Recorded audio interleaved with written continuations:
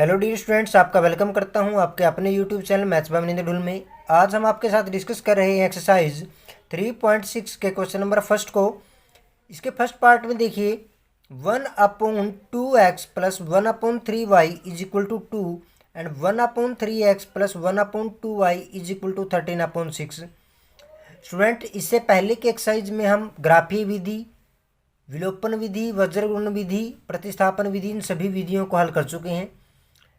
आप इस एक्सरसाइज में किसी भी विधि का आप यूज कर सकते हैं, लेकिन थोड़े डिफरेंस है इन समों में। देखिए, वहाँ पर हमारे पास इक्वेशन फर्स्ट और सेकंड पहले से ही हमें गिवन होती थी। लेकिन अब की बार हमें थोड़ा सा इनको सोल्व करना पड़ेगा। तो सोल्व कैसे करेंगे? अब हम पहले कंपैरिजन करेंगे दोनों इक्वेशंस का। जैसे इक्वेशन नंबर फर्स्ट मान लेता हूँ मैं और इसको इक्वेशन नंबर सेकंड मान लेता हूँ। तो दोनों में हम कंपैरिजन करेंगे कि सिमिलरिटी क्या है इन दोनों में। जैसे यहाँ पर भी 1/x है और यहाँ पर भी 1/x है, यहाँ पर भी 1/y है और यहाँ पर भी 1/y ही है। तो जो भी सिमिलर चीज़ें हैं, जो भी एक जैसी चीज़ें हैं, उनको हम p और q मान लेंगे। जैसे 1/x को p मान रहा हूँ मैं और यहाँ पर 1/y को q मान रहा हूँ।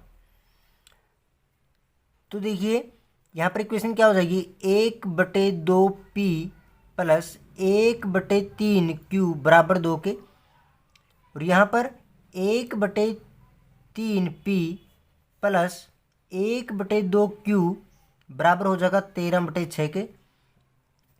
सोल्व करते हैं तो एलसीएम ले लेंगे। यहाँ पे 3 दूनी 6 एलसीएम आता है, तो क्रॉस मल्टीप्लाई होगी 3p प्लस 2q बराबर हो जाता है 2 के, और यहाँ पर भी एलसीएम लेंगे 6, तो 2p प्लस 3q बराबर हो जाता है 13/6 के।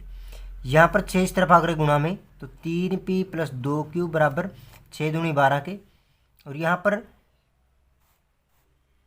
2p प्लस 3q बराबर 13/6 के था, तो 6 भाग में था, इधर आकर के गुणा में हो गया, दोनों आपस में कट गए।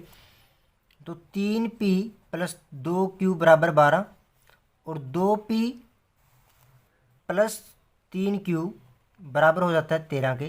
तो समीकरण नंबर 3 इसको नाम दे देते हैं और समीकरण नंबर 4 इसको नाम दे देते हैं। तो समीकरण 3 व समीकरण 4 को हल करते हैं। तो इसके लिए हम विलोपन विधि का प्रयोग करते हैं। तो विलोपन विधि के लिए हमें पहले अंक बराबर कर रहे हैं। तो यहाँ पर 3 है और यहाँ पर 2 है, तो पहले तीसरे समीकरण की मैं गुणा करता हूँ। समीकरण 3 को 2 से व समीकरण 4 को 3 से गुणा करने पर तो क्या आ जाता है, देखिए, तो हम इसकी 2 से गुणा कर रहे हैं, तो 6p प्लस 2 दूनी 4q बराबर 12 दूनी 24 के, क्योंकि पूरे की 2 से गुणा हुई है। इस पूरे की किससे गुणा करेंगे हम? 3 से, तो 3 से गुणा करेंगे। 3 दूनी 6p प्लस 3 तिया 9q बराबर 13 तिये 39 के।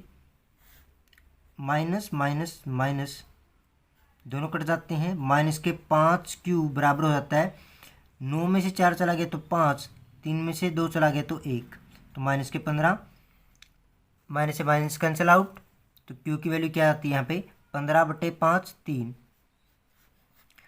q की वैल्यू को कहीं पर भी रख सकते हैं, तो मैं समीकरण नंबर 3 में रख रहा हूँ। तो देखिए 3p प्लस 2q बराबर किसके था 12 के, तो 3p प्लस q की वैल्यू 3 रखते हैं, तो 3 दूनी 6 बराबर 12, तो 3p बराबर 6 के हो जाता है। 6 इस तरफ आकर के घट गया है। p की वैल्यू क्या आती है 2, तो p की वैल्यू हमारे पास 2 है और q की वैल्यू 3 है। लेकिन 1/x हमारे पास p के बराबर था और 1/y हमारे पास q के बराबर था, तो यहाँ पर रख देते हैं 1/x बराबर p की वैल्यू कितनी है 2 और 1/y बराबर q की वैल्यू कितनी है 3। तो x की वैल्यू क्या आ जाएगी, इसको रिवर्स करना पड़ेगा, तो इसकी वैल्यू आ जाएगी 1/2 और y की वैल्यू क्या आ जाएगी 3 का रिवर्स कर देते हैं 1/3। तो इस प्रकार से हमारे पास x और y की वैल्यू आ जाती है। सेकंड पार्ट को देखते हैं। इक्वेशन है 2/वर्गमूल x plus 3/√y is equal to 2 and 4/√x minus 9/√y is equal to -1। देखिए इक्वेशन दी गई है, सोल्व करते हैं। तो जो सिमिलर चीज़ें हैं जैसे 1/√x यहाँ पर भी है और यहाँ पर भी है, तो इसको मैं p मान रहा हूँ। 1/√y यहाँ पर भी है और यहाँ पर भी है, तो 1/√y को मैं q मान रहा हूँ। मतलब 1/वर्गमूल x को p और 1/वर्गमूल y को q मान रहे हैं। तो इक्वेशन क्या बन जाती है, 2p + 3q बराबर 2 के। और दूसरी इक्वेशन क्या बनेगी, 4p - 9q बराबर -1 के। समीकरण नंबर 1 और समीकरण नंबर 2 नाम देते हैं। समीकरण 1 व 2 को हल करने पर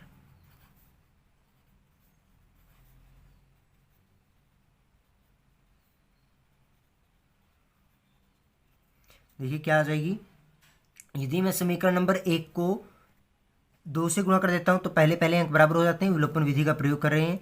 तो इसकी पूरे समीकरण की 2 से गुणा कर देते हैं, तो क्या आ जाएगा, 4p + 6q बराबर 4 के। और यहाँ पर 4p - 9q बराबर -1 के था। सोल्व करते हैं दोनों को, माइनस ये प्लस और ये प्लस हो जाता है तो कैंसिल आउट। 9 से 15 q बराबर 5 के।